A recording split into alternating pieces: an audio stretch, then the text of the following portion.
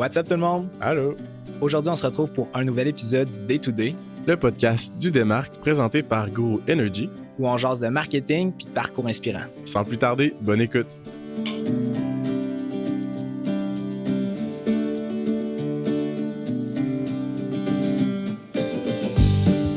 Bon matin tout le monde. On se retrouve sur un nouvel épisode du Day to Day podcast. Aujourd'hui, on reçoit Francis Jobin, directeur des opérations et acquisition de trafic chez Crack Media. Francis, comment ça va ce matin? Ça va très bien, vous autres? Oui, super bien. On est heureux d'accueillir quelqu'un de chez Crack Media. L'objectif du podcast aujourd'hui, c'est de faire un peu un overview de Crack Media dans son industrie, parler d'un point qu'on n'avait pas eu la chance de parler aux dernières fois qu'on avait accueilli quelqu'un de chez Crack, parler de vente un peu, du media buy, l'univers derrière ça, puis on a la chance de t'avoir aujourd'hui. Fait que là, avant de se lancer dans le gros sujet, on veut savoir un peu t'es qui, tu viens de où, ton parcours professionnel, académique, peu importe. Comment tu t'es rendu à être directeur des opérations et acquisition de trafic chez Crack Media? C'est quand même particulier parce que l'acquisition de trafic, le media buy qu'on va utiliser comme terme un peu plus tard, c'est pas quelque chose, ou en tout cas, c'est pas quelque chose qui s'enseignait à l'université ou qui s'enseigne sur les bancs d'école. Ce qui veut dire que tu n'as pas un cours en acquisition de trafic. Tu vas apprendre différents éléments, donc le marketing, l'analyse, un petit peu côté mathématiques, statistiques. Puis, tu vas progresser, puis à un moment donné, tu vas choisir une branche de media buyer, donc d'acquisition de trafic. Qu'est-ce qui va se passer? Par exemple, dans mon cheminement, moi, j'ai aucune étude en marketing. Moi, à la base, je suis graphiste de formation, donc j'ai étudié en animation 3D. J'ai fait beaucoup de graphisme, donc tout ce qui est 2D, 3D, Photoshop, tous les outils qu'on connaît.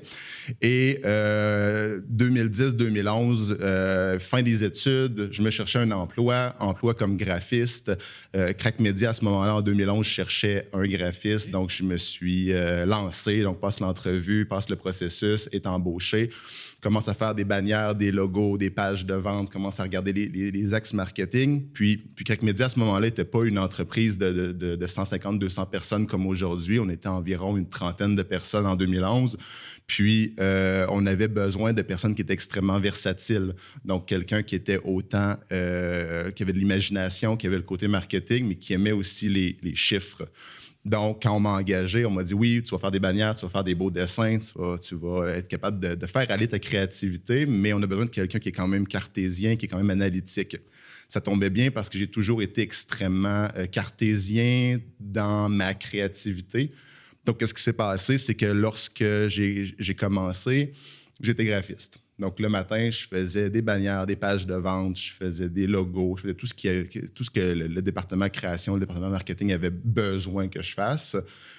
Mais on avait aussi besoin de personnes qui faisaient la mise en ligne, l'analyse statistique, puis qui s'assuraient par la suite que ça roule sur le web puis que ça performe bien. Donc, j'étais et graphiste et media buyer, mais à ce moment-là, j'avais aucune foutue idée de c'était quoi un media buyer. Ouais. Donc, à ce moment-là, qu'est-ce qui s'est passé? C'est que je faisais les deux. Donc, je commençais ma journée, je faisais des bannières. Après ça, j'allais dîner. J'analysais la performance de mes bannières en début d'après-midi. Je faisais l'upload de mes bannières en après-midi. Puis je roulais un petit peu dans les statistiques et la création en même temps. Donc, ça amenait vraiment les deux éléments que j'aimais. Donc, le côté cartésien, le côté créatif. Puis, ça te permet aussi, quand tu es media buyer, tu as besoin de comprendre un peu le flow complet. Donc, qu'est-ce que j'affiche, comment ça performe, puis après ça, comment est-ce que je peux augmenter la performance. Puis le lendemain, je recommençais. Donc, je rentrais la deuxième journée, je faisais des bannières en fonction des meilleurs résultats. Je les analysais, je les uploadais, puis on roulait là-dedans. Donc, ça m'a vraiment permis de voir les deux facettes. Puis après quelques années, quand Crack Media a grandi, eh bien, j'avais besoin de faire un choix. Il y avait un Y qui se dessinait, les deux départements se séparaient. Il y avait le département création d'un côté, il y avait le département d'acquisition de trafic de l'autre côté. Donc, pour moi, c'était un no-brainer. Il n'y avait pas de question à se poser. Je m'en allais du côté Media Buy. Donc là, j'ai commencé Media Buyer senior, chef d'équipe du Media Buy jusqu'à directeur, puis directeur des opérations en acquisition de trafic là, depuis maintenant à peu près 3 ans. Là. OK. C'est quand même assez particulier que, parce que c'est un poste en soi assez unique là, au début de ton parcours de passer du graphiste à utiliser aussi la donnée là-dedans puis analyser tout ça. C'est quand même assez unique que ce soit toi-même une personne qui faisait un peu les deux, étant donné que la dynamique de l'agence à ce moment-là était différente, évidemment, parce que l'équipe était moins grosse. Oui. ça a vraiment eu un côté positif un peu à ça, étant donné que tu t'occupais de créer les bannières puis aussi de voir un peu les données qui ressortaient de ça? Vraiment, parce que d'être capable de voir le flow complet, ça te permet de comprendre qu'est-ce qui fonctionne, qu'est-ce qui ne fonctionne pas, puis d'être beaucoup plus réactif. Un media buyer, ça se doit d'être réactif. Donc, tu ne peux pas te permettre pendant 7 jours, un mois, de perdre de l'argent ou d'investir à perdre de l'argent parce que ça le dit, c'est de la perte. Tu n'apprends rien de cet argent-là qui est investi. Donc, d'être réactif puis de voir qu'est-ce qui fonctionne, ne fonctionne pas, c'est un avantage incroyable. Puis c'est pour ça que même aujourd'hui, dans une entreprise de 150 à 200 personnes, les media buyers ont encore une énorme vision créative parce que c'est eux qui sont sur le terrain, qui sont sur le front, on pourrait dire, et qui voient la compétition, qu'est-ce qu'ils affichent, contre quoi ils se battent. Fait qu'on peut fortement conseiller les équipes marketing, les équipes produits, les équipes de création, même si c'est des départements qui sont indépendants, eh bien, on va les conseiller parce que c'est nous, au final, qui est le plus directement lié. Là. Tu te détaches pas complètement du monde du graphisme, c'est juste que tu viens d'une autre manière un peu jouer avec cet univers-là, d'un côté vraiment plus. Puis là, on parle de media buy, d'acquisition de trafic, mais il y a peut-être du monde qui n'a aucune idée de quoi qu'on parle. Exact. Dans tes mots, ça serait quoi l'acquisition de trafic? De notre côté, l'acquisition de trafic chez Crack Media, c'est vraiment une acquisition qui est basée sur la performance. Donc, tu me diras que tout le monde en marketing est basé sur la performance, mais ce que je veux dire ici, c'est que on fait affaire avec des clients qui vont nous rémunérer pour la vente d'un produit, mais souvent à l'action. Donc, par exemple, une action, ça peut être un peu n'importe quoi. Ça peut être un courriel, ça peut être une carte de crédit, ça peut être une inscription, ça peut être une dépense ou l'achat d'un produit. Donc, d'un côté, il y a le produit. Donc, chez Crack Media, on ne développe pas en tant que tel de produits. On ne fait pas de chaîne de montage, on ne fait pas de livraison. Donc, on travaille avec des personnes qui ont des produits, puis on s'occupe vraiment du volet marketing, puis comme tu le disais, acquisition de trafic. Le marketing, on connaît un peu plus ça. Donc, comment on fait rayonner l'image de marque, comment est-ce qu'on s'assure que la marque soit vue, soit forte et soit connue. L'acquisition de trafic, c'est vraiment le dernier front. Donc, c'est de dire à qui et comment je vais afficher mes bannières, mes vidéos pour être capable d'avoir le meilleur impact. Puis ça, bien, c'est rarement gratuit. Oui, il y a des influenceurs, il y a les réseaux sociaux où est-ce qu'on est capable d'avoir du trafic gratuit, mais la grande majorité du trafic s'achète. Donc, on doit payer pour ce trafic-là, que ce soit aux impressions, aux clics ou n'importe quel type d'achat. Donc, un media buyer, qu'est-ce qu'il va faire? C'est qu'il va s'assurer d'aller acheter le meilleur trafic, le trafic le plus pertinent, surtout au bon prix, et de le segmenter pour être en mesure d'afficher le bon produit à la bonne place, au bon client. Puis pourquoi je disais qu'on est tout le temps basé sur la performance, c'est que le but dans tout ça, c'est de dire, OK, bien, le client que je reçois, l'impression, le clic que je viens de recevoir, c'est qui mon client, qu'est-ce que je vais lui afficher, puis quel produit risque de générer une vente puis de générer la vente la plus profitable. Fait que si on regarde un peu le day-to-day donc d'un media buyer, ça va être vraiment de dire, OK, bon, mais j'ai un produit à promouvoir, peu importe ce qu'il est, il faut comprendre le produit, il faut comprendre son axe marketing, il faut comprendre qu'est-ce qu'on vend. Et par la suite, on se retourne du côté trafic, que ce soit du trafic sur les réseaux sociaux, sur Google ou sur n'importe quel, on appelle ça des ad networks, c'est des réseaux publicitaires, là, de savoir qu'est-ce qu'on va acquérir comme trafic. Donc, on acquérit du trafic, on va payer. C'est un système d'enchères, tout simplement. Donc, au plus cher la poche, on va bider un nombre de dollars par millier d'impressions ou un nombre de dollars par clic. Et on va dire, si je gagne cette impression-là, voici le produit que je vais afficher.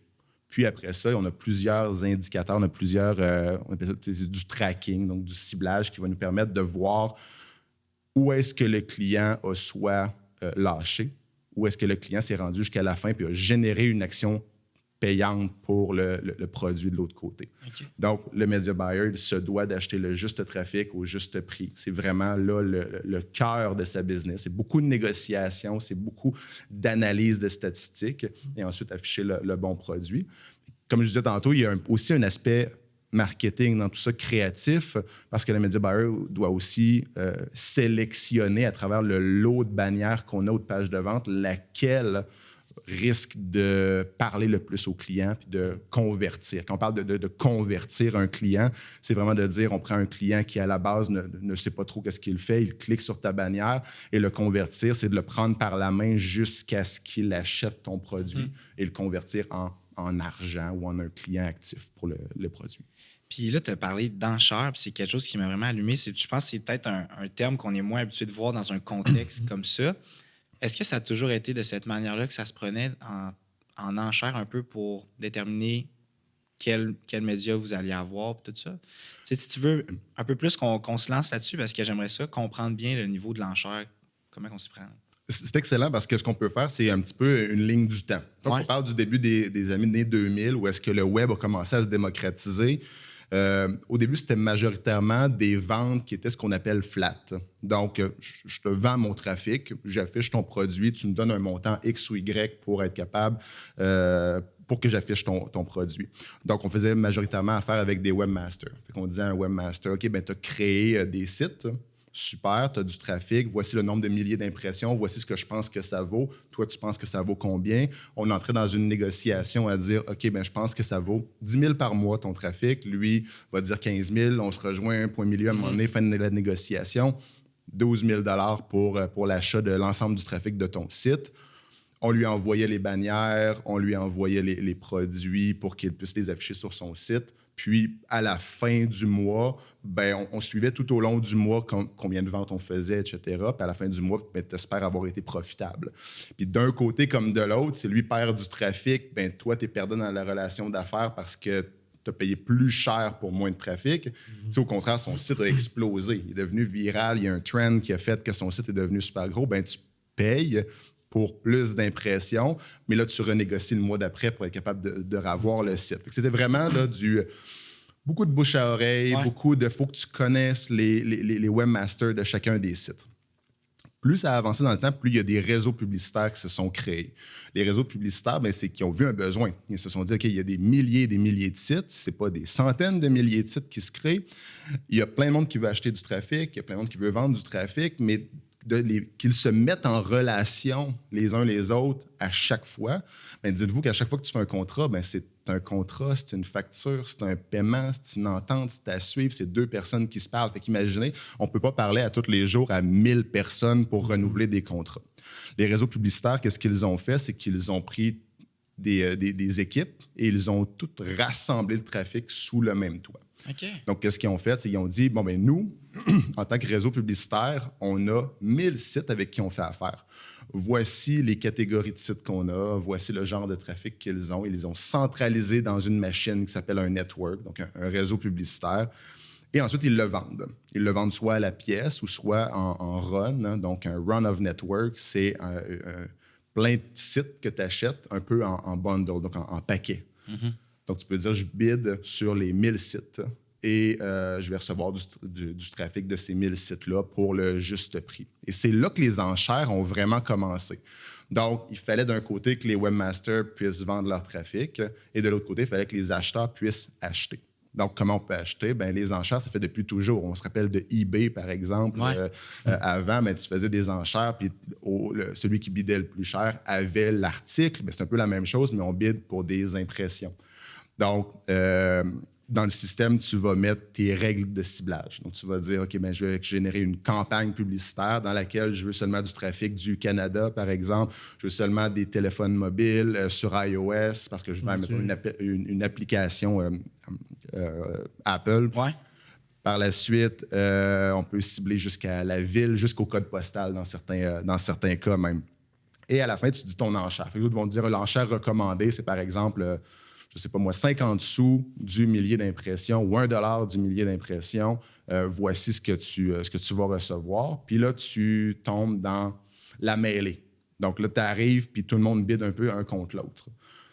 Pour vous donner une idée à quelle vitesse ça va, dites-vous que le temps que ça prend pour justement savoir qui gagne l'impression, donc l'impression sur le site web, que la bannière s'affiche, ça se fait en dedans de 200 millisecondes.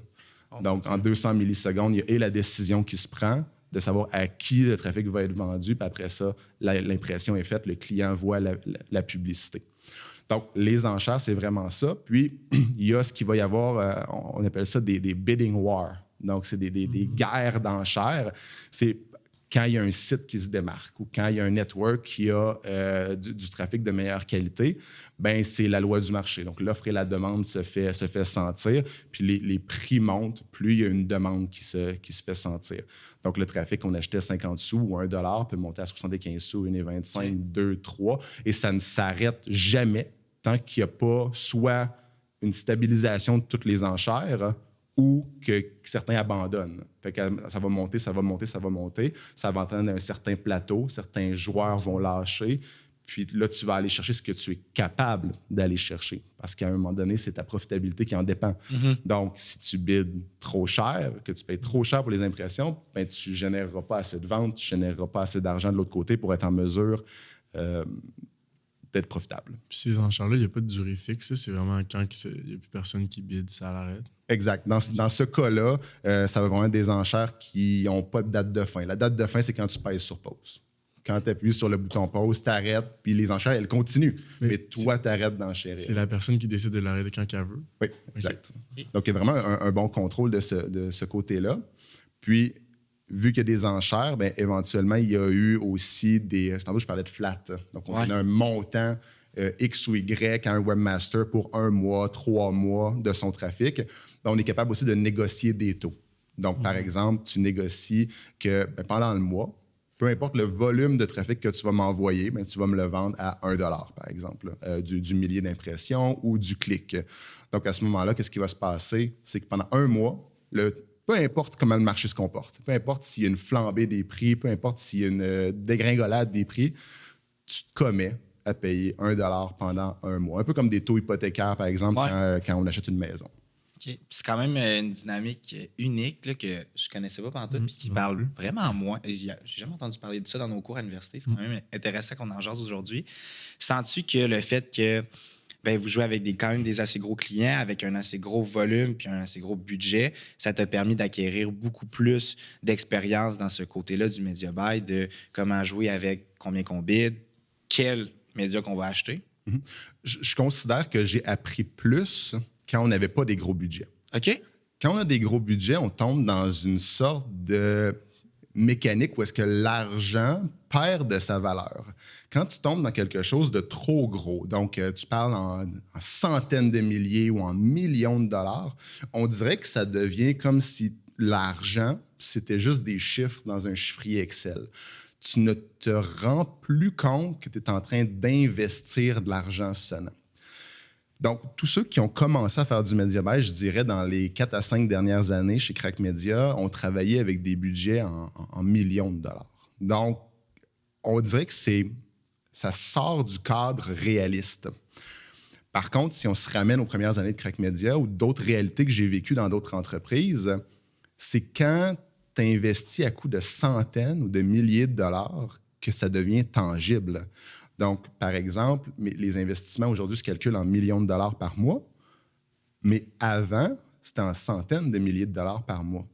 Donc, chaque dollar que tu perds, donc chaque investissement qui n'a pas été performant, fait beaucoup plus mal. Puis on dirait que tu es plus proche de ces dollars-là parce que je vous dis demain, je ne sais pas moi, Amazon a perdu 4 milliards de dollars.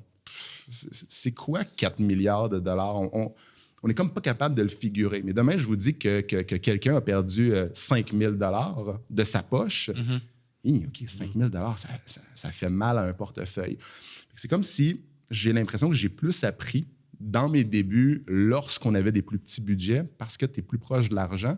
Et vu que tu es un peu en mode start-up, en mode tenter de faire une croissance, eh bien, chaque dollar a plus de valeur. Tu t'assures que chaque dollar soit rentabilisé au maximum. Parce que 500 $ sur 10 000 $, c'est quand même beaucoup. Ouais. Mais 500 $ sur 1 million, c'est presque rien. C'est pour ça que quand tu me demandais si j'apprends plus aujourd'hui dans une énorme compagnie où est-ce qu'on fait des gros investissements ou, mettons, dans une plus petite compagnie, bien, je te dirais que dans une plus petite compagnie, tu sens l'impact de chacune de tes décisions à chaque jour. Donc, c'est vraiment là que tu apprends, on dirait que tu es plus soucieux, tu es plus conscient de ce qui se passe. C'est quand même assez unique. Puis, tu sais, étant donné que tu l'as vécu, est-ce que tu penses que tu as encore cette sensibilisation-là un peu à chaque dollar qu'on investit pour nous chez Crack, il est important, même si avec un gros budget, par exemple? Certainement. C'est ce qu'on essaie d'inculquer justement à nos acheteurs, c'est de dire que les acheteurs qui sont rentrés, comme je disais, dans les 4 à 5 dernières années, qui ont appris à être avec des énormes budgets, il faut essayer de leur inculquer la valeur des dollars qu'ils investissent ou qu'ils perdent, parce qu'on en perd de l'argent en recherche et développement de stratégies d'acquisition de trafic. Donc, c'est quand même difficile, puis j'essaye à tous les jours de leur faire comprendre la valeur de ce qu'ils investissent. Ce que tu as perdu, c'est 3 000 $. C'est pas juste 3 000 $, c'est pas juste un chiffre en rouge dans ton chiffrier Excel. C'est 3 000 $ qu'on n'a pas. Donc, c'est pour ça que c'est important de le comprendre, puis d'essayer de sensibiliser le monde. Mais c'est quand même difficile, parce que c'est comme si l'argent n'est pas tangible. Tu as parlé un peu de vos acheteurs qui sont concrètement un peu vos clients, veux pas. Veux-tu parler, ça ressemble à quoi un cycle pour vos clients? Je sais que vous aimez mieux avoir des gros clients puis en avoir pour être capable de gérer des plus grandes campagnes, étant donné que vous êtes vraiment axé sur la performance et tout ça. Mais concrètement, tu sais, quand un client rentre dans votre univers, de quelle manière qu'il rentre dans l'univers de Crack Media? D'où vous le connaissez? Vas-y, je te lance là-dessus. Si on remonte dans les débuts, on avait beaucoup plus de clients. La raison pourquoi, c'est parce que tu cherches ta position. Comment est-ce que je peux être compétitif dans le marché? Donc, par exemple, quand on a commencé à faire du media buy, puis que j'ai commencé à faire du media buy personnellement autour de 2011, ce qui se passait, c'est qu'on avait des plus petits budgets, puis on n'avait pas nécessairement les reins assez solides pour acheter des énormes volumes de trafic, d'énormes sites. Fait que ce qu'on essayait, c'était de trouver les petites pépites d'or qu'il y avait, qui n'étaient pas trop chères, puis qu'on était capable de rentabiliser, question de bâtir le cash flow, bâtir l'argent, justement, pour que la business puisse continuer d'évoluer. Fait que quand on a commencé, on avait beaucoup de produits qu'on faisait la promotion, puis on essayait de trouver le juste petit site qui était capable de faire la promotion d'un petit produit, puis de faire, justement, fructifier les dollars à ce moment-là. Versus plus tu grandis, plus tu as les reins plus solides, plus tu es capable d'acheter des énormes sites. Fait que qu'est-ce qui se passe? On dirait que je veux juste être sûr de bien répondre à ta question. Je peux t'aider un peu là-dessus. Vas-y. Est-ce que étant donné que c'est un contexte un peu plus différent où que, comme tu dis, c'est des énormes budgets, tout ça, c'est dans un contexte ou un milieu d'affaires où que un peu toute l'industrie se connaît? Est-ce que ça se peut que, effectivement, de cette manière-là, que le bouche à oreille vous amène un nouveau client ou vous créez des relations à long terme, puis veut pas à un moment donné, vous rentrez dans l'univers de ce partenaire-là? C'est ça, exactement, parfait. Merci de nous remettre en contexte. Donc, effectivement, au début, on avait beaucoup de partenaires. On achetait beaucoup de webmasters, on avait beaucoup de clients. Plus on a évolué, plus on a essayé de solidifier des partenariats qui étaient importants.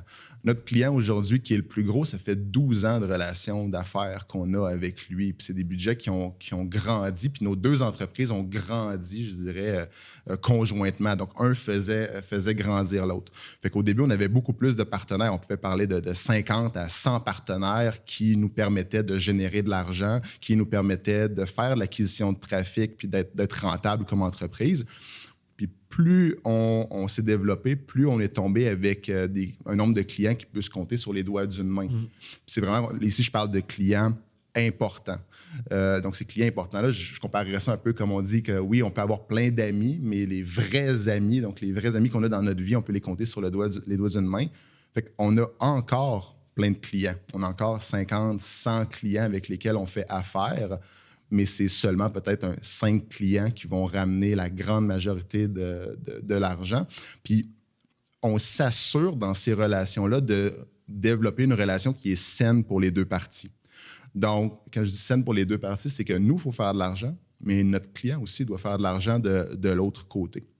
Donc, Par exemple, contrairement à certaines agences traditionnelles où est-ce qu'on va charger plus, mettons, à l'heure ou au service, les services marketing, de notre côté, on est plus à la performance. Donc, on va s'assurer de générer des ventes pour le client avec le trafic qu'on achète. C'est probablement une des choses qui démarque Crack Media, je dirais, c'est qu'on est capable de prendre le risque avec le client.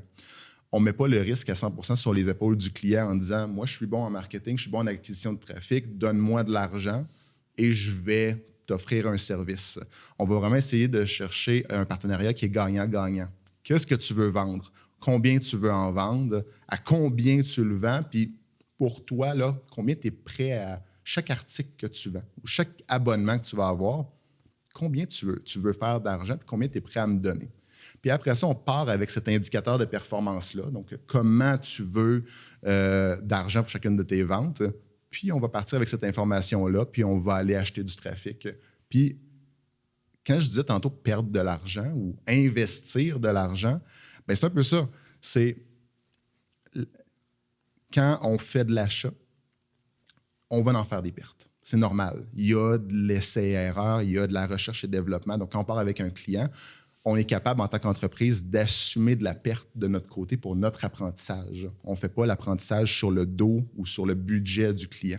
Puis une fois qu'on a fait notre apprentissage, bien là, on est capable de croître justement le nombre de ventes qu'on est capable de faire. Et quand on fait la croissance de notre côté, ce n'est pas au détriment du client, mais c'est avec le client. Donc, si, de mon côté, les chiffres sont bons, la profitabilité, elle est bonne, qu'on fait les bons achats, bien, mon client, de l'autre côté, il est aussi profitable, normalement. S'il m'a donné les bons indicateurs de performance, il devrait être profitable lui aussi. Donc, c'est ce qui nous permet de ne pas vraiment avoir de limite.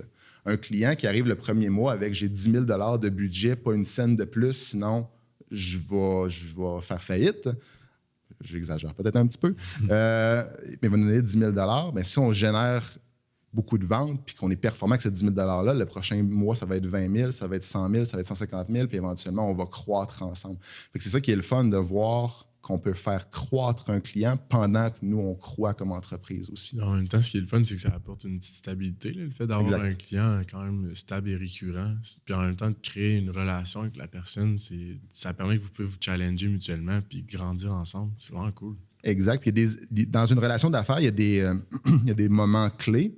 Au début, justement, c'est un client. Donc, le client, ça veut dire, bien, on a une relation d'affaires, on a un contrat, tu me donnes de l'argent, je te donne un service, fin. Ce client-là, à un moment donné, nous, notre objectif, c'est pour les compagnies de devenir leur plus grand canal de communication, donc leur plus grand canal marketing, puis de leur faire générer le plus d'argent possible, puis de devenir pas juste un client ou un partenaire, mais de devenir un partenaire d'affaires. Puis quand tu atteins la relation de partenaire d'affaires, c'est un peu une sorte de relation de codépendance. Donc, au début, il n'y en a pas un qui est dépendant de l'autre. Parce que je ne sais pas le service que tu vas donner, puis je ne sais pas si ton produit est bon. À un moment donné, quand tu fais de la croissance ensemble, un est dépendant de la croissance de l'autre, puis ça amène une belle relation d'affaires, puis comme une sorte de fusion entre les deux entreprises. Pas une fusion qui est légale, mais une fusion qui est plus en termes de relation d'affaires. Fait que quand je dis qu'on a des clients depuis 12 ans, bien, un client que ça fait 12 ans qu'on travaille avec lui, il s'est bâti une relation, puis on n'est plus un client ou une agence marketing pour ce client-là. On est littéralement intégré à sa business, puis on est aligné sur son portefeuille, il est aligné sur notre portefeuille. On est vraiment capable de croître ensemble. Puis quand tu atteins ça, tu sais que tu as quelque chose qui va être profitable puis qui va être basé sur le long terme. Puis là, tu essaies de trouver ces clients-là. Il n'y en a pas énormément de clients de cette ampleur-là. Ce n'est pas la majorité des ententes qui vont finir comme ça. Mais quand tu en trouves une, elle est extrêmement payante puis c'est une avenue de croissance qui est impressionnante. C'est vraiment le volet que, oui, c'est payant pour vous autres, mais pour eux autres aussi, parce qu'à un moment donné, vous devenez littéralement des partenaires, puis comme tu l'as expliqué, vous gagnez en expérience à travailler avec son dossier, eux autres, ils gagnent en expérience à travailler avec vous, vice-versa, les deux vous fructifiez vers le haut. Là. Exact. Tu gagnes même du temps, parce que tu connais un peu déjà ses attentes, puis comprendre c'est quoi ce qu'il recherche. Oui. Eh bien, exactement, c'est ça. Un peu les étapes sans trop prendre pour acquis que tu le connais, là, c'est sûr. Exactement. Puis, disons que maintenant, on sait qu'est-ce qui performe. Ouais. Puis, dans cette relation d'affaires-là, probablement un terme que vous utilisez dans vos cours, mais c'est un KPI, donc un indicateur de performance clé. C'est hyper important d'avoir le bon indicateur pour ton client. Puis cet indicateur-là, il n'est pas unique dans toute la relation. Pour vous donner une idée, quand tu commences avec un client, c'est utopique de penser que tu vas être tout de suite, dès le jour 1, aligné avec son portefeuille, qui va t'ouvrir les comptes puis dire voici ce que je fais en argent, voici ce qui va me rendre profitable ou ce qui va faire que je ne suis pas profitable. Donc, au début, tes indicateurs de performance clés sont beaucoup plus micro. Donc, c'est vraiment de dire OK, ben je veux générer un courriel. Donc, moi, tout ce que je vais faire, c'est que je vais te payer à chaque fois que tu m'emmènes un courriel, ce qu'on appelle une lead. La lead, elle peut être SOI ou DOI, donc single opt-in ou double opt-in. C'est quoi ça? Ça veut dire, c'est-tu un email qui est confirmé ou non confirmé? Okay. Donc, ils peuvent te payer simplement au email entrant, je veux du volume. Amène-moi des courriels ou un email confirmé. Donc, le client a terminé la confirmation de la création de son compte. Puis, on va nous payer des tout petits montants pour ça, ce qui veut dire 2 $, 3 $ du courriel, par exemple, au début. Donc, nous, on va s'aligner avec ça. Puis, ce qui est intéressant pour un media buyer, d'avoir des petits indicateurs comme ça, c'est que ça te permet d'apprendre quelque chose à chaque fois que tu investis 3-4 $. Donc, à chaque fois que tu investis, mettons, 100 $, tu es supposé d'avoir appris sur ton client, d'avoir appris sur le trafic que tu achètes aussi. Donc, c'est super important d'avoir cet élément-là. Plus tu fais de la croissance, à un moment donné, tu vas atteindre 10 000, 100 000, 1 million de courriels par mois, par année, par exemple. Là, tu vas atteindre un moment où est-ce que ton client va te donner un second indicateur de performance, ça va dire « Wow, OK, là, la qualité des courriels versus la quantité des courriels se débalance. Donc, je vais vouloir ajouter un indicateur de performance. Je vais te demander de surveiller, par exemple, les comptes qui se confirment ou les clients qui vont entrer une carte de crédit pour l'abonnement ou qui vont acheter le produit. Donc là, à ce moment-là, oui, tu as les courriels, mais tu te dois d'amener des ventes aux clients. Donc ça, c'est normal parce que lui, il fait de l'argent quand il vend un produit. C'est comme le deuxième indicateur. Après ça, tu peux faire plusieurs mois, plusieurs années avec juste ces deux indicateurs de performance-là, mais en tant que media buyer, on s'entend qu'un courriel, ça peut valoir 2-3 $. Une carte de crédit, ça peut valoir, tout dépendant des produits, de 50 à même 200 $ la carte de crédit selon la valeur du produit que tu vends. Mais par la suite, quand tu parles de centaines de milliers de dollars ou de millions de dollars d'investissement, même l'achat, au final, c'est peut-être pas suffisant comme indicateur de performance pour être capable de savoir si c'est payant pour ton client. Donc, c'est là que tu vas avoir, mettons, le monde qui vont être les returning users. Combien de personnes reviennent puis continuent leur abonnement? Si on y va par un processus d'abonnement, par exemple, l'utilisateur arrive, il rentre son courriel, il a généré ce qu'on appelle une lead. Après ça, il a mis sa carte de crédit, il a généré ce qu'on appelle une conversion. Donc, il a converti, il a mis une carte de crédit, il devient payant pour le client. Il génère de l'argent. Donc, il a payé $19,99 pour son abonnement d'un mois. Après ça, ce client-là, est-ce qu'il va revenir le mois 2, le mois 3? Puis pourquoi c'est important que le client revienne? C'est parce que souvent, nous, si le client fait $19,99 puis qu'il nous donne juste $19,99 ou moins, on ne sera pas capable d'acheter du trafic pour lui. Quand on dit tantôt que les deux prennent un risque, nous, on prend le risque d'acquérir le trafic d'un côté, et lui prend le risque de dire, si tu veux que j'acquérisse du trafic pour toi, il faut que tu me donnes le juste prix. Donc, des fois, le client, quand il va nous payer à la carte de crédit, il va tout de suite nous prépayer l'équivalent de 2 mois ou de 3 mois de dépenses. Fait que lui, son objectif, s'il veut être rentable, c'est de générer un site ou un service qui est suffisamment performant pour être capable de ramener au minimum le client 3 fois et que la moyenne de retour de ses clients soit au-delà de 3 fois, puis c'est là qu'il fait de l'argent. Donc, il revoit l'argent qu'on lui a donné. Puis, il va être le client qui revient 12 mois, 2 ans, il est ultra payant. Le client qui a fait un mois, il assume une perte. Puis après ça, pourquoi je dis que même la carte de crédit, si c'est une action en argent sonnant, c'est pas suffisant. C'est qu'éventuellement, il va falloir s'aligner jusqu'à le client, il dépense combien après? Fait qu'éventuellement, on s'aligne sur 3 KPI différents, donc 3 indicateurs de performance. Combien de courriels j'amène, combien de courriels se transforment en une carte de crédit, combien de cartes de crédit se transforment en dépenses, puis combien de dépenses couvrent ce qu'il m'a donné. Puis c'est là, après des années souvent d'affaires, on va arriver aligné sur le portefeuille du client.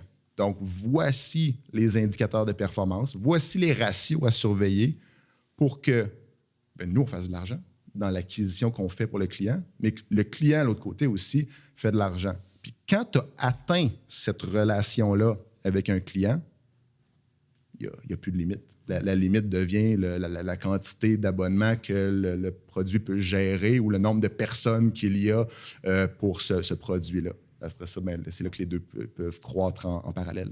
Puis là, tu sais, c'est sûr que c'est une dynamique assez unique où que, tu sais, oui, vous allez amener, vous, de votre côté, c'est de générer le plus de leads, d'amener le plus de conversions, puis d'amener du monde sur le produit ou sur leur service. Mais il y a quand même une grande partie de la chose où que c'est votre client en soi ou votre partenaire d'affaires en soi, que son service ou son produit, il faut qu'il soit sur la coche. Fait que comment vous réussissez? Tu sais, oui, vous développez une relation d'affaires, mais comment vous alignez puis à s'assurer de choisir des clients que les leads que vous allez leur amener, eux autres aussi, de leur côté, vont faire leur part des choses en ayant un produit ou un service qui est à la hauteur des attentes des leads? C'est une excellente question parce que c'est un défi de tous les jours. C'est un défi à chaque client qu'on amène. Il y a une certaine relation de confiance, puis il y a une certaine relation de aussi la compagnie. Est-ce qu'elle est tout nouvelle? Est-ce que c'est une compagnie qui est là depuis longtemps? Fait que le client il vient avec un CV. Donc, le client, s'il est en business depuis 10 à 20 ans, ben, tu sais qu'il y a une certaine confiance, il a les poches profondes, il est capable de venir te donner un produit de qualité parce qu'il n'aurait pas survécu 10 ans en business s'il n'y avait pas eu un produit de qualité. Fait que ça, il y a une certaine confiance. Aussi, ce qu'on essaie de faire, c'est qu'on essaie de bâtir une relation qui est quasiment fusionnelle avec le client, souvent en faisant ce qu'on appelle des white labels. Un white label, en français, une marque blanche, c'est vraiment de dire on s'approprie en tant que compagnie l'image de marque d'un produit qui est à quelqu'un d'autre. Par exemple, quelqu'un fait un produit, ça peut être n'importe quoi, ça peut être un abonnement en ligne, ça peut être un produit quelconque. Bien, nous, ce qu'on va faire, c'est une sorte de vitrine. Donc, on va amener un white label, fait qu'on va donner un nom de domaine, un nom, une image de marque à son produit, puis on va vendre son produit sous un autre nom ou une autre marque. Qu'est-ce que ça fait? C'est qu'on crée une marque, on crée une identité. Puis ce que ça a comme avantage, c'est que ça lie les deux compagnies ensemble. Fait que, par exemple, si je vends le produit de quelqu'un d'autre, il n'y a rien qui l'empêche demain matin de mettre fin au contrat ou d'attendre la fin du contrat puis de dire « Hey, sais-tu quoi? Ça va tellement bien nos affaires que je vais vous remplacer par 10 employés. Je vais engager 10 employés de mon côté, puis je vais générer la même chose vu que vous nous avez montré ce qui marche bien. » Il y a tout le temps ce risque-là, d'où il faut tout le temps que tu sois aligné avec ton client, puis tout le temps que tu donnes le meilleur service parce que tu es remplaçable. Par contre, si tu crées une marque, donc il y en a qui sont des spécialistes à créer un produit. Ils sont super bons pour monétiser, concevoir le produit, faire des chaînes de montage, shipper le produit, par exemple. Mais le marketing, ce n'est pas leur affaire, puis ça ne leur tente pas nécessairement de le faire. Donc, ce qu'ils vont faire, c'est qu'ils vont créer le produit.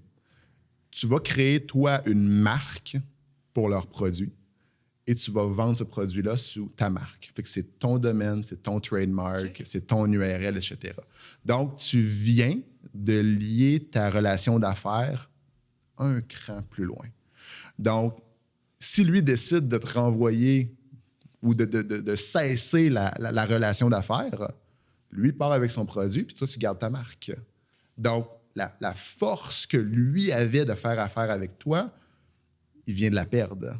Puis nous, on a perdu un produit, mais habituellement, il y a de la compétition. Donc, il y a tout le temps un produit concurrent à dire « Hey, salut, moi, j'ai 1 million de clients, ça te tente-tu de les avoir? » Fait que tu es capable de te raccrocher potentiellement à un autre produit. Fait que de créer, de gérer une marque, ça, comme je dis, ça lie les deux entreprises. Puis c'est de cette façon-là qu'on est vraiment capable d'aller s'assurer d'avoir des partenariats à long terme et de faire une réelle différence pour le client. Donc, depuis plusieurs années, on se spécialise dans la création de marques blanches, donc de white label, pour être pas juste la vitrine, mais d'être l'identité du produit qu'on vend. Donc ça amène un niveau de business supplémentaire, puis un niveau de relation supplémentaire aussi. OK.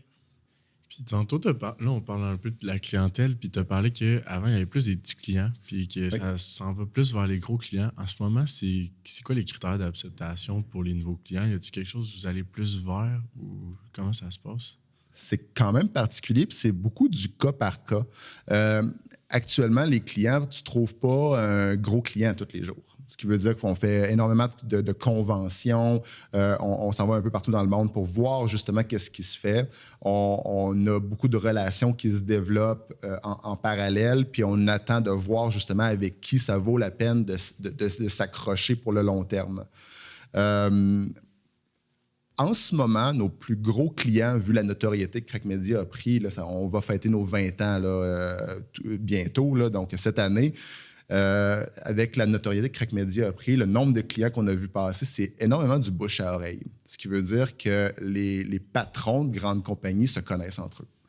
Donc, souvent, c'est le patron d'une compagnie va connaître le patron de l'autre compagnie. Ils vont se dire, OK, ben moi, j'ai un défi marketing, j'ai un défi à créer une bonne marque. Puis là, ils vont dire, OK, ben, Crack Media, moi, c'est eux autres qui ont fait ma marque, voici où est-ce qu'on est. Tu devrais les contacter. Puis là, ils nous contactent, on leur fait un plan, puis on les rencontre. C'est beaucoup comme ça que la business se développe actuellement pour les gros clients. Mais on a encore une porte d'entrée qui est générale, je dirais, où est-ce qu'on va aller, comme je disais tantôt, dans des conventions où on va laisser des plus petits clients venir à nous. Parce que dans notre modèle d'affaires, c'est pas parce qu'un client est petit qu'il ne vaut pas la peine puis qu'il n'explosera pas dans les prochaines années en termes de volume ou de compagnie. Fait que des fois, un plus petit client, donc un client qui t'approche puis qui dit « Moi, j'ai un nouveau produit, je pense qu'il va révolutionner ou il va répondre à un besoin, il va révolutionner tel ou tel besoin. » Et il va arriver. On va s'entendre sur les indicateurs de performance que lui veut regarder. On va le conseiller sur qu'est-ce qu'on a fait avec d'autres business, par exemple. Puis si on est capable de faire affaire avec lui, qui a un bon modèle d'affaires, qui est capable de nous suivre dans la croissance, on ne s'empêchera pas d'aller avec lui parce que, comme je disais tantôt, les deux, on peut se soulever l'un et l'autre. Fait que lui, il va nous faire confiance, on va lui générer, on va lui acheter du trafic, on va lui générer des ventes, il va croître, puis on va croître un à côté de l'autre. Puis deux exemples qui sont publics. Par exemple, on a fait affaire avec deux compagnies dans les dernières années. Il y a Blue Chew puis Mango RX, Mango RX qui est en bourse. Donc, c'est pour ça que c'est public. Donc, c'est deux entreprises qui sont dans le domaine du pharmaceutique qui nous ont fait confiance. On s'est aligné sur les bons indicateurs de performance. On a développé une bonne image de marque. On a développé un bon brand pour justement leurs produits pharmaceutiques. Puis ça a explosé. Donc, les budgets, à chaque fois qu'eux avaient des bonnes réussites, ils nous donnaient des meilleurs budgets. Les meilleurs budgets nous permettaient de faire des plus grandes réussites. Il y avait juste donc plus d'argent, puis on se surélevait l'un l'autre. Puis pendant 5 à 6 ans, justement, on s'est propulsé l'un l'autre. Fait que ça, c'était quand même assez impressionnant. Fait que vous vous assurez en fait que, parce que vous avez une culture de performance puis de vouloir un peu claquer des home runs, si je peux me permettre l'anglicisme, vous assurez que, tu sais, oui, vous voulez faire affaire avec des gros clients, mais étant donné la porte d'entrée pour des plus petits joueurs, c'est important de s'assurer que ces petits joueurs-là ont une identité de performance puis qu'ils veulent avoir un succès assez révolutionnaire, de ce que j'en comprends.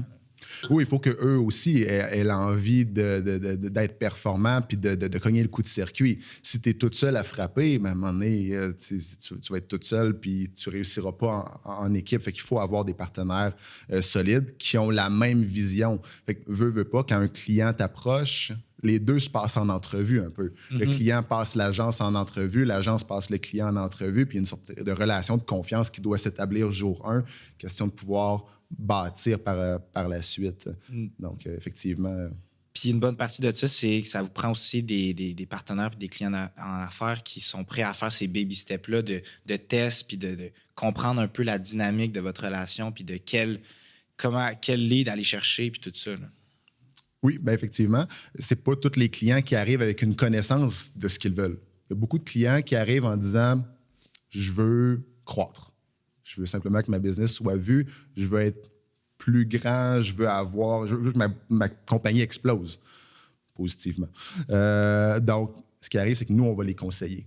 Ayant travaillé avec d'autres personnes, on est capable de leur dire, moi, j'ai besoin de ces éléments-là. Si tu peux me fournir ces éléments-là, voici comment on va travailler, voici le plan, voici les étapes qu'on va travailler ensemble pour arriver à tel ou tel milestone dans le futur, dans 1 an, dans 2 ans, dans 3 ans. Puis quand je disais tantôt que les deux se passent en entrevue, bien c'est ça, c'est un accepte le plan de l'autre, puis faut vendre. Tu parlais tantôt que vous vouliez recevoir de la vente, donc le département de vente, bien c'est ça, on vend notre service, on vend notre expertise à ces clients-là.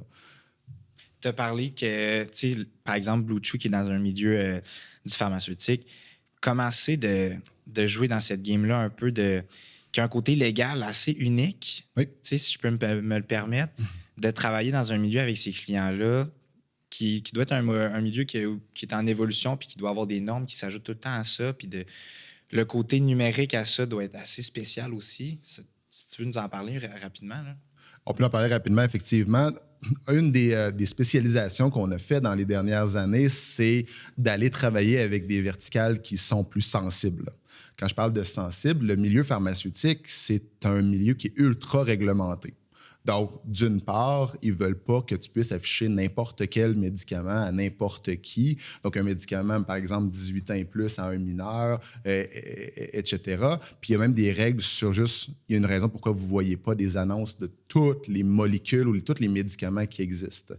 Le meilleur exemple que j'ai, c'est avec, mettons, Viagra ou Cialis, que tout le monde a déjà vu à la télé. Il y a une raison légale derrière le fait que les pubs, c'est souvent juste un divan vide ou du monde qui sourit avec « parlez-en à votre médecin ». C'est qu'il y a beaucoup de législation qui est mise justement sur la promotion des produits pharmaceutiques. Donc, cette expertise-là qu'on a développée, ça fait que si quelqu'un nous approche avec un produit qui est sensible, donc que ce soit du pharmaceutique ou n'importe quoi, bien, on arrive en disant, bien, sais-tu quoi? On l'a déjà tapé la trail. On a déjà justement tous les éléments légaux, puis on connaît déjà qu'est-ce qu'on peut faire, qu'est-ce qu'on ne peut pas faire. Donc, à la base, tu ne payeras pas pour le développement de notre expertise. On l'a déjà développé, cette expertise-là, puis on est capable de performer avec toi dès le jour 1. Donc, d'avoir une expertise au niveau des verticales sensibles comme le pharmaceutique, ça amène une corde à notre arc qui est assez unique dans le domaine. Puis c'est quelque chose qu'on veut continuer de croître puis continuer de faire valoir. Puis, étant donné que vous jouez avec des gros joueurs qui sont à l'international même, oui. Vous devez compétitionner probablement contre des agences qui se spécialisent un peu, veut pas, dans ce milieu-là sensible. Comment vous réussissez à compétitionner contre ces concurrents-là? T'sais, oui, vous êtes aussi un compétiteur pour eux aussi, mais la manière que vous vous démarquez, ça serait laquelle? La manière qu'on se démarque, par exemple, si on prend ces verticales, parce que, par exemple, les produits pharmaceutiques qu'on a nommés il y a quelques instants, c'est des produits qui sont exclusifs aux États-Unis. Fait que les États-Unis, ça amène un autre défi. Donc, on est Canadiens, on travaille aux États-Unis, donc on a une bonne relation d'affaires, mais quand même, on travaille avec des clients puis une législation qui n'est pas la nôtre. Et aux États-Unis, ben, pour 50 États, il y a 50 législations différentes. Ce qui veut dire que chaque État a pratiquement sa propre réglementation en fonction de qu'est-ce que tu peux faire ou peux pas faire en publicité. On s'est spécialisé là-dedans. Initialement, qu'est-ce qui fait qu'on s'est démarqué dans ce domaine-là? C'est un mix de chance et de talent. Ce qui veut dire la chance d'avoir eu un client qu'on connaissait qui nous a amené un produit en disant « Hey, vous avez tellement été bon pour mon produit dans un autre vertical complètement que j'ai envie de vous faire confiance, puis j'ai envie de travailler avec vous avec un nouveau produit. » Ça a été vraiment notre première porte d'entrée avec, par exemple, le pharmaceutique dans ce cas-là. Donc, on est arrivé, on a dit « OK, ben, on se lance », on a appris de zéro. C'est quoi les lois? Qu'est-ce qui encadre tout ça? On a fait des erreurs, on a fait des essais, on a fait des coups de circuit, etc., etc. Puis on a développé cette expertise-là. Fait qu'on a eu un client qui nous a permis d'apprendre. Fait qu'en apprenant conjointement avec ce client-là, Comme je disais tantôt aussi, on est prêt en tant qu'entreprise, en étant à la performance, de prendre une certaine portion du risque. Ce qui veut dire qu'il y avait comme un donnant-donnant. Lui prenait le risque de dire « Ah, ils connaissent peut-être pas le pharmaceutique, mais ils connaissent tellement bien le marketing, puis ils sont tellement bons en performance, ils vont trouver comment le faire. » Puis effectivement, on a trouvé comment le faire. Avec ce premier client-là, on a développé notre expertise, je pourrais dire à ses frais, mais il a fait sa part d'argent lui aussi dans toute cette relation d'affaires-là. Donc après ça, quand tu as acquis ça, ça devient la corde à ton arc qui fait que tu fais la différence. Donc, on est aussi bon qu'une firme américaine ou qu'une firme n'importe où au Canada dans ce domaine-là, ce qui fait que on tire notre épingle du jeu pour ça. Puis après ça, comme je disais tantôt, tous les patrons, toutes les entreprises se connaissent. Ce qui veut dire que c'est pas parce qu'il y a un concurrent que c'est nécessairement un concurrent. Ça peut être un concurrent commercial, mais souvent les patrons se parlent puis sont souvent peut-être pas des bons amis, au moins des bonnes connaissances. Fait que des fois, le patron d'une grosse entreprise va même nous recommander à son concurrent. Ben, pas nécessairement son concurrent direct, là, mais une des business qui travaille à côté. Donc, quand je parlais du bouche à oreille, ben, on a réussi à apprendre grâce à un client. Ce client-là nous a permis de devenir bon. On a été capable d'avoir d'autres clients par la suite avec cette expertise-là, puis même que notre client initial nous a proposé des contrats d'envergure. C'est fou, c'est vraiment fou, tu sais, comme l'univers de tout ça, de jouer avec ces grands clients-là. Je vois le temps filer, puis là, on serait rendu à notre fameuse section où c'est nos questions rafales présentées par Goury Énergie. Fait que, Francis, là, on te lance des questions. Le but, c'est de répondre d'une manière spontanée. Tu peux te développer sur tes réponses, je veux pas, mais on s'y lance là-dessus. Fait que pour commencer, ton moment le plus marquant dans ta carrière chez Crack Media? Je dirais encore les débuts. Tout l'apprentissage de partir de zéro, je sors de l'école, j'ai aucune formation en marketing, puis de développer ces compétences-là, c'est fou parce que j'ai probablement appris plus en 3 à 6 mois à travailler sur le terrain que dans toutes mes années sur les bancs d'école. Donc, c'était quand même assez fou de voir quand vous entrez sur le marché du travail, la vitesse à laquelle vous devez apprendre, elle est impressionnante. Puis souvent, le monde, c'est ce qu'ils vont vous dire, c'est tu rentres en entreprise, puis en 1 an, tu vois ce que tu as vu en 4 ans d'université. Puis la raison, c'est simplement parce que tu n'es pas évalué pour avoir une note puis pour avoir un diplôme. Tu es évalué pour générer de la rentabilité puis générer de la performance pour une entreprise. Donc, la note, c'est pas 60 % pour passer, c'est 100 % C'est tu donnes ton 100 % tu apprends à ta pleine capacité pour devenir bon, pour amener de la valeur, pour croître. OK, très cool. Seb, prochaine question. Prochaine question. Un projet qui t'a particulièrement marqué? C'est le fun parce qu'il est très récent. Je vous parlais il n'y a pas si longtemps de tout ce qui était développer une relation avec un client puis de fusionner des entreprises en termes de relations d'affaires. Bien, récemment, puis quand je dis récemment, c'est dans la dernière année, on a eu un projet qui nous a demandé de vraiment nous dépasser. Puis ça a été d'aller s'aligner pratiquement avec le portefeuille du client. Quand je dis s'aligner avec le portefeuille du client, c'est de dire comment est-ce que je peux faire de l'acquisition de trafic puis que je peux vendre son produit à très, très gros volume sans que ça heurte sa capacité à être rentable. Puis ça, c'est quand même un énorme défi parce que la première chose que ton client dit, c'est « Sais-tu quoi? Je suis pas rentable. » Fait que là, lui c'est ça sa carte. Je suis pas rentable. Voici ce que tu vas devoir faire ou ce qu'on va devoir faire ensemble pour être rentable. Ça a été 6 mois, 1 an, et on est encore dans ce projet-là actuellement, où est-ce que tous les cadres, tous les employés de l'entreprise travaillent à s'aligner avec le client. Puis je peux considérer qu'actuellement, on est vraiment, vraiment bien aligné avec notre client. Puis pourquoi c'est un projet qui est marquant? C'est parce que ce projet-là, c'est ce qui va nous permettre de croître puis de continuer à potentiellement doubler, tripler, quintupler la relation d'affaires qu'on a avec lui. Parce qu'on est littéralement aligné avec son portefeuille. OK. Intéressant. Prochaine question. Une citation qui t'inspire à ton quotidien. Puis peut-être qu'elle n'en a pas, ça peut être d'autres choses. Je ne suis pas un gars de citations. Au bureau, on a plein de citations. Puis même hier, je me suis surpris à taper sur Google les 50 citations les plus... J'en ai pas, mais ce que j'aime présenter à mon équipe et à tout le monde dans la compagnie, c'est de toujours savoir c'est quoi la différence entre perdre quelque chose ou investir quelque chose. Quand tu perds quelque chose, c'est que tu n'as rien appris.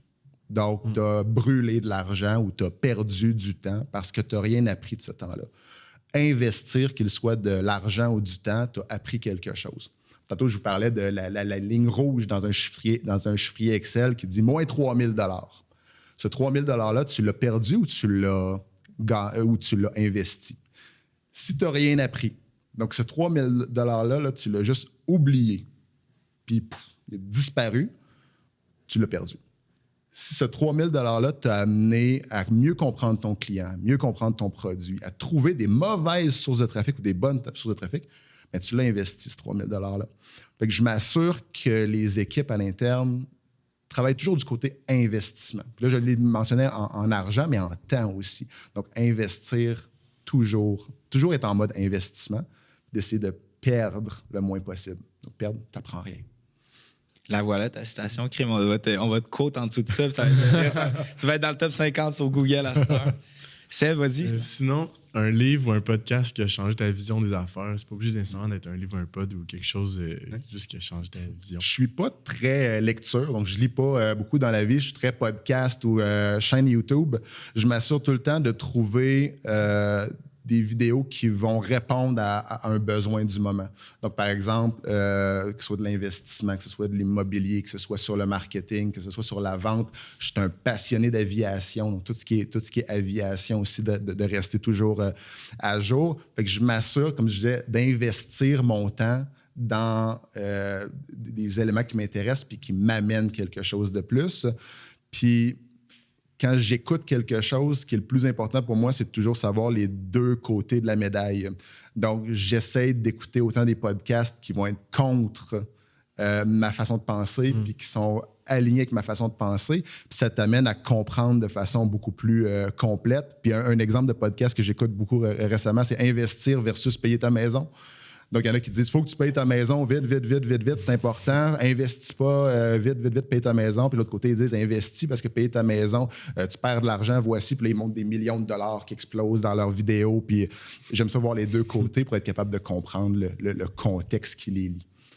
C'est assez spécial. Écouter des podcasts qui sont contre un peu ta vision de pensée. Moi, je pense que je me frustrerais à écouter ça, peut-être. Ça l'est. Ouais, ça doit être frustrant. Tu dois être dans ton char et voyons, qu'est-ce qu'il dit là, lui? Puis à la fin, tu te dis, ben, dans les 15 minutes que je viens d'écouter, ben, il y a 2 minutes qui m'ont permis de comprendre pourquoi il pense ça. Et de comprendre pourquoi il pense ça. De un, si je suis encore contre après l'écoute, ça me permet d'être capable de mieux argumenter si jamais je me retrouve dans une situation où est-ce que je dois parler de ce sujet-là. Mais en même temps, des fois, ça peut faire changer ta façon de penser complètement. Ouais. C'est important de comprendre les deux côtés pour avoir vraiment une opinion éclairée. Vraiment. Puis, rapidement, je vois le temps filer, puis il ne reste vraiment pas beaucoup de temps, mais Crack Media, on s'attend de... Tu sais, vous êtes dans une belle lancée, dans une belle croissance. D'un point de vue extérieur, on peut s'attendre à quoi de Crack Media dans les prochaines années? Comme je disais, le projet qu'on est en train de faire, c'est un des projets porteurs pour l'entreprise avec un de nos plus gros clients. Ce projet-là, d'avoir été capable de s'aligner de cette façon-là, il y a comme plus de barrière. Une barrière qui est en train de se dessiner à dire « Oups, là, on va atteindre la limite du budget que notre client peut payer », bien, elle vient de disparaître. Donc, doubler, tripler, quintupler le chiffre d'affaires, c'est même pas utopique d'y penser dans les prochaines 5 à 10 années. Wow, super. Bien, Francis, ça a été un plaisir de te recevoir sur le podcast aujourd'hui. On a pu jaser de des sujets, honnêtement, que je pensais pas qu'on allait réussir à approfondir puis expliquer un peu parce que c'est un univers que, dans un contexte, nous, qu'on est des étudiants, on comprend pas tous les mots puis les contextes d'affaires qu'on rencontre. Puis on a vraiment pu faire le point là-dessus aujourd'hui.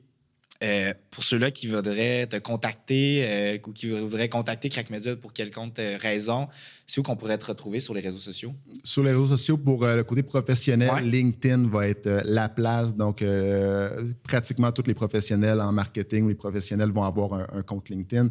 C'est pas mal la meilleure façon. Pour contacter Crack Media, c'est sûr qu'il y a jobs@crackmedia.com pour tout ce qui est emploi, mais aussi le site Internet, là, si vous voulez contacter, que ce soit pour un client, un futur emploi ou simplement mieux nous connaître ou venir faire faire une visite, n'importe quoi. Cool. Ben, honnêtement, on est toujours heureux de recevoir Crack Media. Crack Media qui est aussi un de nos partenaires pour le So You Think You Can Pitch. Puis un fidèle partenaire qui est un événement assez important pour nous au Démarque. Ça a été un plaisir aujourd'hui, Francis. On vous remercie d'avoir écouté le podcast. À un prochain épisode. Merci beaucoup.